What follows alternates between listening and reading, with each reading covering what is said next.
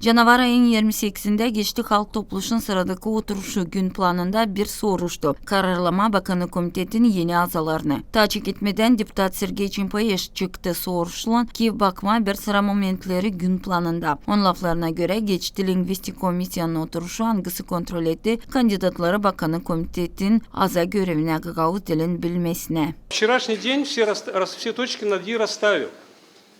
Я узнаю, что вчерашний день прошла быстренько какая-то лингвистическая комиссия формальная. То есть вы все знаете, что не все члены исполкома владеют гагаузским языком, но тем не менее они получили положительный результат. Deputatların çoğu tutturdular Bakanı Komitetin azalarını, sonra geçtiler onları seçmeye birer birer. Я сейчас, когда слышу, что комиссия говорит о том, что лингвистическая комиссия утвердила, все сдали на знание языка, и есть решение, есть протокол. Кто может ставить под сомнение решение лингвистической комиссии? Bakanı Komitetin bütün azaların sayısının için seslerini verdi 18 deputat. Bundan sonra Bakanı Komitetin azaları yemin ettiler Gagauz'un temel kanununda.